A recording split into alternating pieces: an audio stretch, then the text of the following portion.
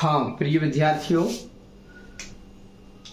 आज आप देखेंगे इंटर क्लास एनसीईआरटी मैथ। ये एनसीईआरटी मैथ है इंटर क्लास। ये 6.1 एक्सरसाइज है और इसमें से एक क्वेश्चन आपका कंपटीशन में भी आता है और एक क्वेश्चन बोर्ड परीक्षा में आता है। देखो इसको कैसे करते हैं, आपको पहले फॉर्मूला के बारे में ध्यान रहना चाहिए और मोस्ट इम्पोर्टेंट एक्सरसाइज है ये वाले। देखो क्या है, पहले आप ये देखेंगे वृत्त का क्षेत्रफल क्या होता है। वृत्त का क्षेत्रफल होता है area equal pi r square. R के सापेक्ष क्षेत्रफल, आर के सापेक्ष क्षेत्रफल करेंगे। क्षेत्रफल आर के सापेक्ष क्षेत्रफल का क्षेत्रफल में परिवर्तन की दर, परिवर्तन की दर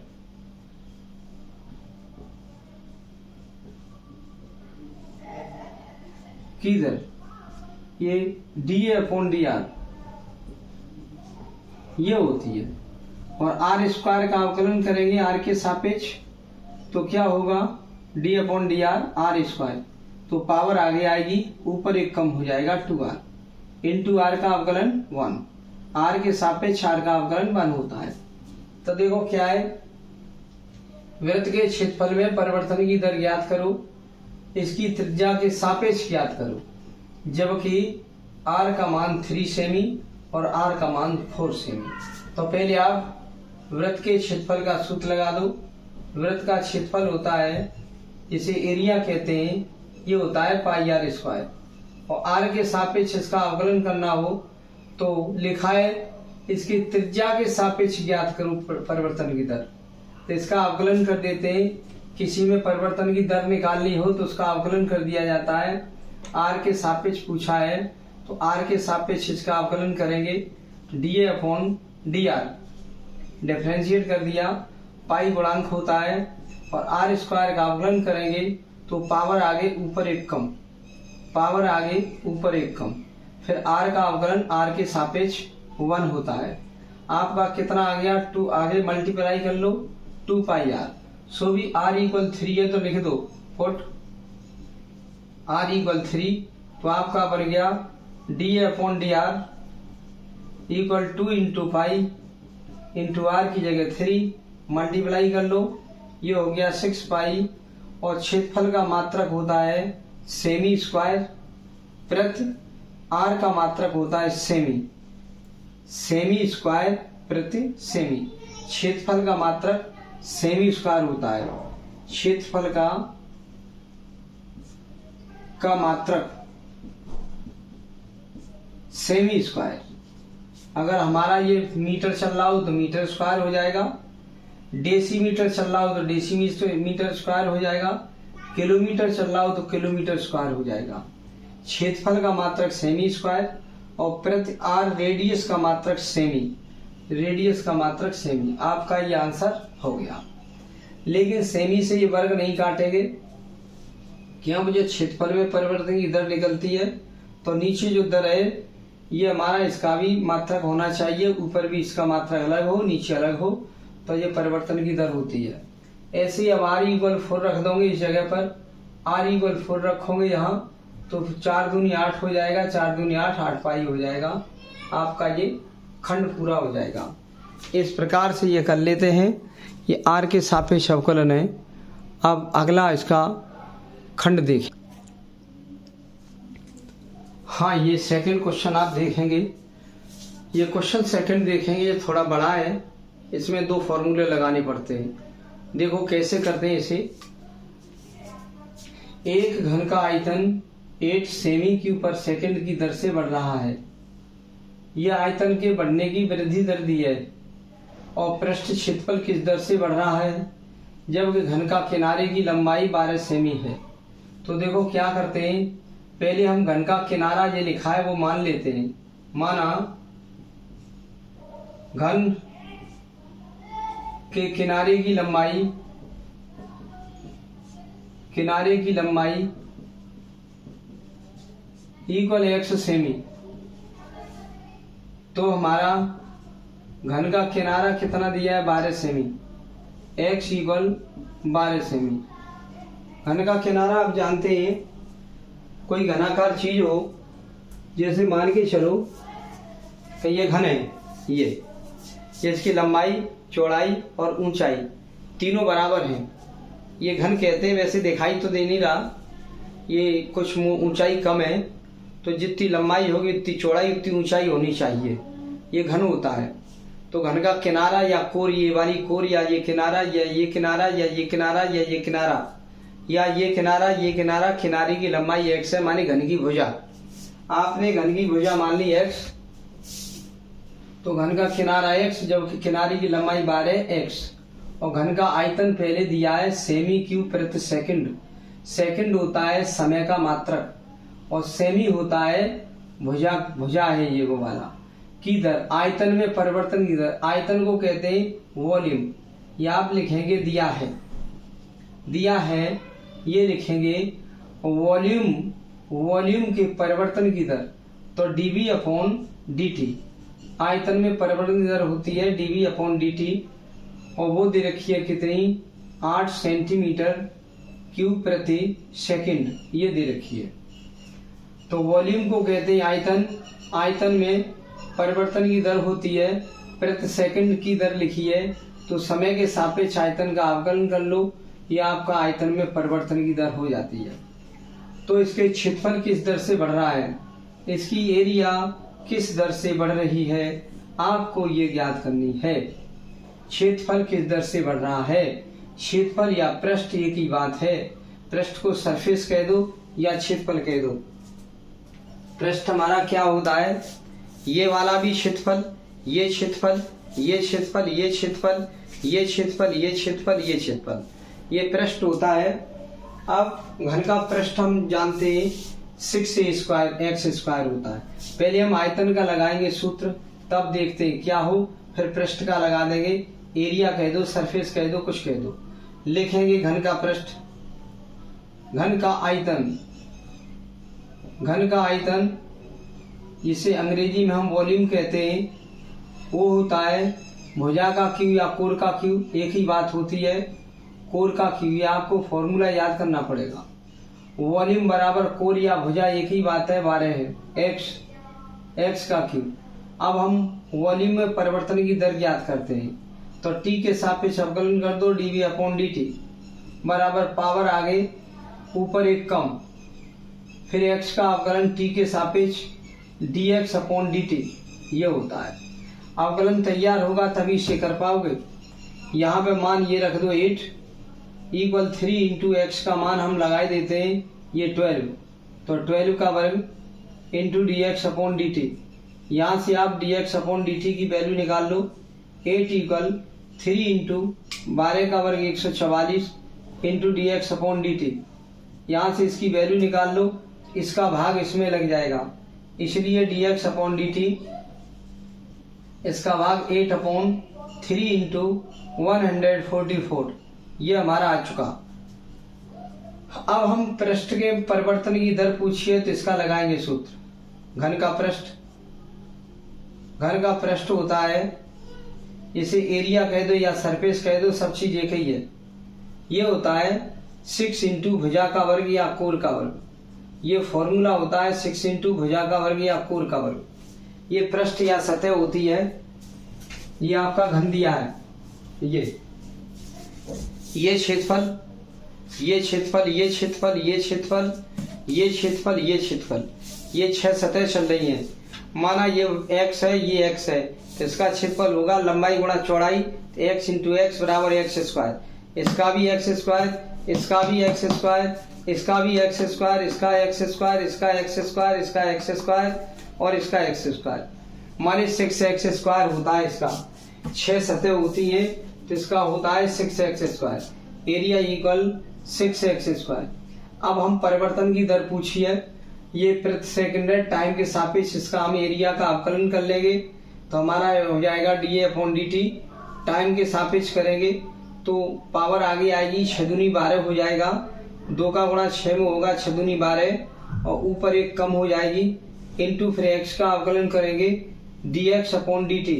समय के सापेक्ष अवकलन x का dx अपॉन dt होता है, तो बस 12 इंटू x के स्थान पर रखेंगे ये वाला मान 12 इंटू dx अपॉन dt का मान ये लिख देंगे 8/3 इंटू 144। 12 का गुणा 12 में करेंगे 144, उससे ये पूरा कैंसिल हो जाएगा। 12 का गुणा 12 में करेंगे तो ऊपर 12 में 144 आ गया इंटू 8 बटे नीचे 3 गुणा 144 हो गया, इससे ये कैंसिल हो गया तो हमारा आ गया 8/3 और इसका मात्रक लिख दिया जाएगा। एरिया का मात्रक, एरिया होता है सेमी स्क्वायर, एरिया का मात्रक सेमी स्क्वायर होता है। ये प्रति समय का मात्रक सेकंड, ये रहा, ये हमारा हो गया dA/dt। एरिया का मात्रक सेमी स्क्वायर होता है और प्रति टाइम का मात्रक सेकंड। यही आपका आंसर आ गया 8/3 सेमी स्क्वायर प्रति सेकंड। ऐसे इसको किया जाएगा। ये थोड़ा क्वेश्चन बड़ा है, ये क्वेश्चन 2 बार होता है। क्वेश्चन को करने से पहले हमने एक वीडियो भेजा था, उसमें आपको सूत्र याद करने पड़ेंगे, लिखने पड़ेंगे, डायरी में लिखने पड़ेंगे, तब ये समझ में आ पाएगा। ओके, हाँ देखिए, ये क्वेश्चन नंबर 3 आप देखेंगे। इस टाइप का बोर्ड परीक्षा में और कंपटीशन में क्वेश्चन आ जाता है। देखो कैसे होगा। एक वृत्त की त्रिज्या समान रूप से 3 सेमी पर सेकंड की दर से बढ़ रही है। मान लीजिए त्रिज्या में परिवर्तन हो रहा है, त्रिज्या सेमी में होती है और प्रति सेकंड ये समय का मात्रक है, टाइम का मात्रक है। तो त्रिज्या में परिवर्तन की दर है ये तो, और ये वृत्त की त्रिज्या ये लिखी है। माना वृत्त की त्रिज्या इक्वल r सेमी, लेकिन दिए त्रिज्या 10 सेमी, तो r का मान हमारा हो गया 10 सेमी, ये हो गया। अब गया है त्रिज्या में परिवर्तन की दर, तो dr/dt इक्वल 3 सेमी पर सेकंड। समय का मात्रक, टाइम का मात्रक सेकंड होता है तो टाइम नीचे है, और r का मात्रक सेमी होता है तो r ऊपर है। त्रिज्या समान रूप से परिवर्तन हो रहा है, दर है ये दर, माने ये dr/dt है, r में परिवर्तन की दर dr/dt। t इसलिए किया है कि ये समय है, सेकंड है, तो ये लिखा है। अब कह रहा है क्षेत्रफल किस दर से बढ़ा रहा है, वृत्त का क्षेत्रफल। तब हम वृत्त के क्षेत्रफल का सूत्र लगाएंगे। वृत्त का क्षेत्रफल जिसे एरिया कहते हैं, वो हमारा होता है πr²। अब इसमें त्रिज्या के सापेक्ष क्षेत्रफल दिया नहीं है, इसमें कह रहा है कि सेमी प्रति सेकंड टाइम t के सापेक्ष अवकलन। तो अब लिखेंगे क्षेत्रफल में परिवर्तन की दर,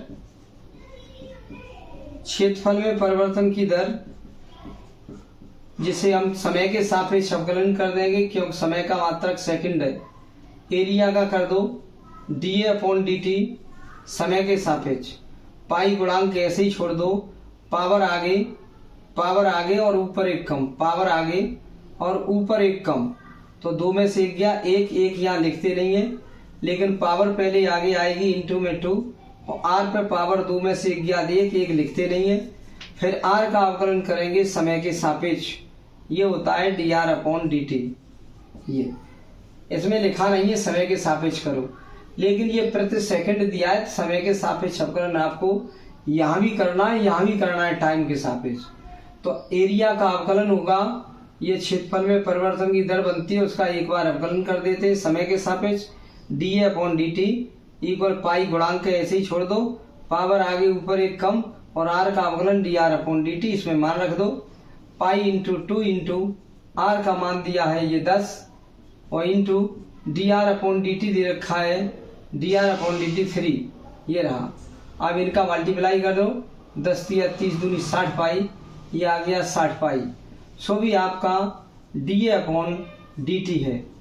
एरिया का मात्रक तो सेमी स्क्वायर हो जाएगा, प्रति टाइम का मात्रक सेकंड हो जाएगा, ये रहा।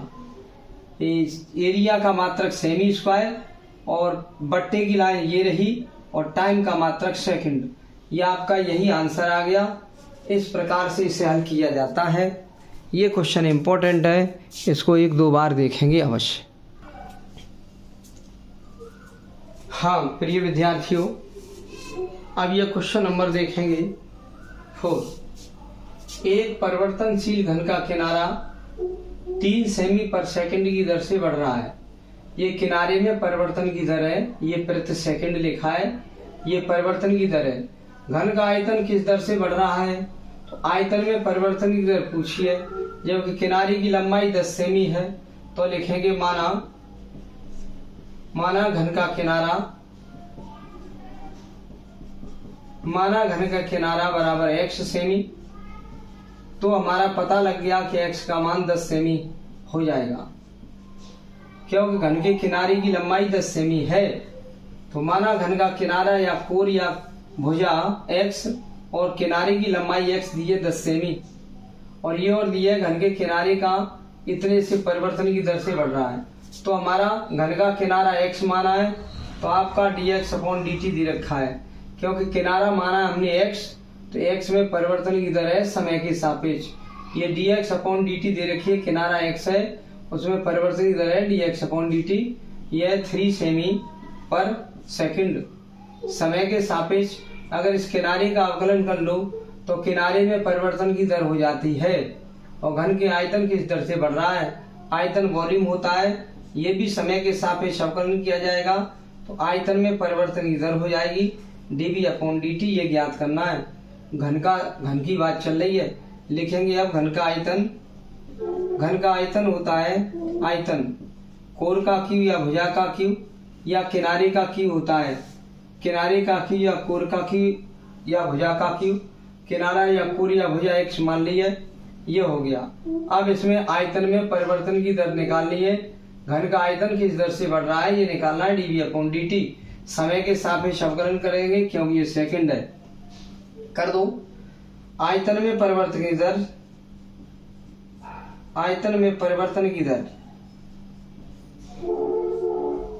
दर जिसे हम dV/dt कहेंगे। dV/dt बराबर पावर आगे ऊपर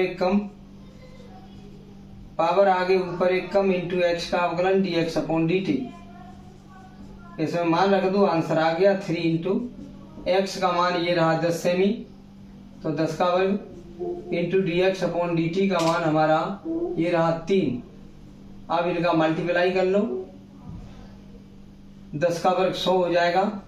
3 गुणा 100 इंटू 3, 3 तरफ 9 का, इसमें गुणा कर दो 900, और ये हमारा है dV/dt। वॉल्यूम का आयतन होता है सेमी क्यूब, वॉल्यूम का आयतन सेमी क्यूब, समय का मात्रक सेकंड। ये आपका आंसर आ गया। वॉल्यूम का मात्रक सेमी क्यों होता है, आयतन का सूत्र होता है आयतन इक्वल वॉल्यूम जिसे कहते हैं वो लंबाई गुणा चौड़ाई गुणा ऊंचाई होता है। लंबाई गुणा चौड़ाई गुणा ऊंचाई होता है, तो लंबाई का मात्रक भी सेमी में, चौड़ाई का मात्रक भी सेमी में, और ऊंचाई का मात्रक भी सेमी में। सेमी का गुणा करोगे, सेमी क्यू कह दो या घन सेमी कह दो। आयतन का मात्रक ये निकाला जाता है, आयतन का मात्रक सेमी क्यू या घन सेमी होता है, तो वॉल्यूम का मात्रक सेमी क्यू बट इस समय का मात्रक सेकंड। ये आंसर आ गया। अगर आपने इसका मात्रक नहीं लिखा तो आपका क्वेश्चन नंबर काट दिया जाएगा, इसलिए आपको इसका यूनिट या मात्रक लिखना बहुत जरूरी है। देखिए ये क्वेश्चन नंबर 5 है। आपको हम सूत्र भी लिखा रहे हैं और पहले भी वीडियो हमने सूत्रों का भेज दिया है। अगर आपको फॉर्मूले याद हैं तो आप अच्छी तरह इन्हें कर लेंगे। देखो क्या है, एक स्थिर झील में एक पत्थर डाला जाता है और तरंगें वृत्तों में 5 सेमी पर सेकंड की गति से चलती हैं। ये मतलब त्रिज्या में परिवर्तन की दर दे रखी है, प्रति सेकंड ये दर है। जब वृत्ताकार तरंग की त्रिज्या 8 सेमी है तो उस क्षण घिरा क्षेत्रफल किस दर से बढ़ रहा है। जैसे तालाब में हमने ढीला फेंका तो ढीला गिरा तो पहले ऐसा वृत्त बनेगा, फिर और तरंगें बढ़ेंगी और बढ़ जाएंगी तरंगें, ये बढ़ती चली जाएंगी ऐसे। तो यहाँ त्रिज्या इतनी थी, कुछ देर बाद इतनी हो गई, कुछ देर बाद इतनी हो गई, ये त्रिज्या बढ़ रही है, त्रिज्या में परिवर्तन हो रहा है। तो ये आपका dr/dt है, ये रेडियस है, रेडियस में परिवर्तन हो रहा है। ये बढ़ रही है, वृत्ताकार गति कर रही है, पहले छोटी थी इतनी त्रिज्या, फिर कुछ बढ़ गई समय के बाद, फिर वही तरंग इतनी हो गई, वही तरंग आगे बढ़ रही है, इस तरह त्रिज्या में परिवर्तन होता चला जा रहा है। ये dr/dt है, ये त्रिज्या बदलती चली जा रही है, इतनी सी, फिर इतनी, फिर इतनी, फिर इतनी, फिर इतनी। ये वृत्ताकार रूप में तरंगे आगे की ओर गति कर रही हैं, बढ़ रही हैं, माने त्रिज्या में परिवर्तन हो रहा है। और प्रति सेकंड लिखिए तो टाइम के सापेक्ष परिवर्तन हो रहा है। हम क्या करेंगे अब हल में, हल में करेंगे। माना वृत्त की त्रिज्या इक्वल r, और वो r हमारी वैसे तो 8 सेमी दे रखी है, वृत्त की त्रिज्या 8 सेमी, तो r का मान हमारा 8 सेमी हो जाएगा। लेकिन ये 8 सेमी हो गया, लेकिन ये वृत्तों के रूप में 5 सेमी पर सेकंड की दर से चलती है। हमारे त्रिज्या में ये परिवर्तन दे रखा है dr/dt। dr/dt का मान दे रखा है ये 5 सेमी पर सेकंड दे रखा है। तो क्षेत्रफल में दर बताइए, वृत्त के क्षेत्रफल में दर। तब वृत्त का क्षेत्रफल क्या होता है? वृत्त का क्षेत्रफल इक्वल होता है, इसे एरिया कहते हैं, वो होता है πr²। एक बार समय के सापेक्ष, प्रति सेकंड है, समय के सापेक्ष अवकलन कर लो। d/dt बराबर पाई तो गुणांक है, 2 आगे, पावर आगे ऊपर एक कम, पावर आगे ऊपर एक कम, और r का अवकलन dr/dt कह देंगे। dr/dt समय के सापेक्ष, एरिया का मात्रक हो गया, एरिया का दर हो गई, मैंने समय के सापेक्ष अवकलन कर दिया d/dt, और इक्वल पाई गुणांक है ऐसे ही, और पावर आगे ऊपर एक कम, पावर आगे ऊपर एक कम, r का अवकलन t के सापेक्ष dr/dt। मान रख दो, पाई ऐसे ही छोड़ दो, 2 ऐसे ही छोड़ दो, r का मान 8 रख दो, इंटू dr/dt का मान 5 रख दो, तो क्या हो गया 8 पंजे 4 दूनी 80, ये 80 पाई हो जाएगा। ये है dA/dt। एरिया का मात्रक हमारा सेमी स्क्वायर होता है, और प्रति टाइम का मात्रक सेकंड होता है। ये हमारा आंसर है। टाइम का मात्रक सेकंड होता है, एरिया का मात्रक हमारा सेमी स्क्वायर, और टाइम का मात्रक होता है सेकंड। ऐसे ये क्वेश्चन हल कर दिया जाता है। हाँ प्रिय विद्यार्थियों, देखिए ये क्वेश्चन नंबर 6। देखो कैसे होगा। एक वृत्त की त्रिज्या 0.7 सेमी पर सेकंड की दर से बढ़ रही है। ये त्रिज्या में परिवर्तन है, रेडियस में dr/dt है, क्योंकि समय के सापेक्ष इसका अवकलन है। रेडियस सेमी में है और समय हमारा सेकंड में, टाइम, तो ये हमारा dr/dt दिया है। रेडियस r होती है त्रिज्या, और इसकी परिधि में क्या दर होगी वो पूछा गया है। r का मान 4.9 सेमी है। अब क्या लिखेंगे, दिया है ये त्रिज्या में परिवर्तन की दर है dr/dt, दे रखा है हमारा 0.7 सेमी पर सेकंड, और इसके परिधि में परिवर्तन की दर बताओ। परिधि को सरकमफ्रेंस बोलते हैं, उसमें परिवर्तन की दर पूछी है dc/dt। समय के सापेक्ष पूछा गया है। c क्या है? परिधि। वृत्त की परिधि क्या होती है? वृत्त की परिधि को अंग्रेजी में सरकमफ्रेंस बोलते हैं।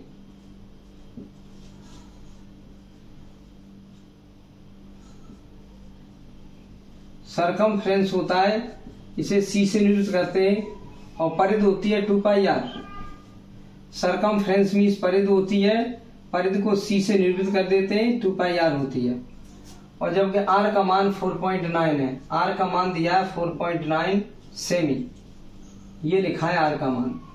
अब वही लिखेंगे वृत्त की परिधि। वृत्त की परिधि को अंग्रेजी में c कहते हैं, सरकमफ्रेंस, वो होता है 2πr, और ये प्रति सेकंड है, ये समय के सापेक्ष अवकलन होना है हमारा इसका। तो क्या करेंगे, dc/dt बराबर 2π तो गुणांक है ये, और r का अवकलन dr/dt, समय के सापेक्ष अवकलन कर दिया है, क्योंकि ये प्रति सेकंड लिखी है, ये भी समय के सापेक्ष c का कर दो, dc/dt 2π गुणांक है, ऐसे ही छोड़ दो, r का अवकलन dr/dt, मान रखो आंसर आ गया 2 × π और इंटू dr/dt का मान 0.7, और चाहो तो इस यहाँ 22/7 रख सकते हो, या ना रखो तो 7 दूनी 14 कर लो, 14 और 1 अंक बाद दशमलव लग जाएगा, पाई लिख देंगे। और परिध केवल परिध का मात्रक सेमी होता है, क्यों? इसका मात्रक कुछ नहीं, इसका मात्रक कुछ नहीं, आर का मात्रक सेमी, हम लिख देंगे सेमी। लेकिन समय के सापेक्ष अवकलन है तो प्रति सेकंड, ये रहा आंसर। परिध का मात्रक होता है, इसका कुछ नहीं, इसका कुछ नहीं, आर का सेमी होता है तो परिध का मात्रक सेमी लिख दिया, सी का मात्रक सेमी होता है और समय टाइम है, उसका मात्रक सेकंड है। ये आ गया परिध में परिवर्तन दर dc/dt। अगर आपको सूत्र याद नहीं है, पहले ये सूत्र याद कर लो, और हमारा एक वीडियो है इस एक्सरसाइज से पहले, उसमें सभी फॉर्मूले लिखे और उनको आप एक डायरी में लिख लेना और उनको याद करना, तब ये समझना। ओके। और मात्रक यदि नहीं लिखोगे तो उसका आधा नंबर कट जाएगा, तो ये आंसर में मात्रक और लास्ट में लिख दिया करो। ओके। और ये हमारे सब सूत्र हैं, ये परिध का भी सूत्र है, सरकमफ्रेंस बोलते हैं इसे, सी से कह देते हैं 2πr। ओके, लिखना याद करना और चैनल को सब्सक्राइब कर लेना, वीडियो को अपने मित्रों को शेयर कर देना, लाइक कर देना और इसका रिवीजन करते रहना। ओके।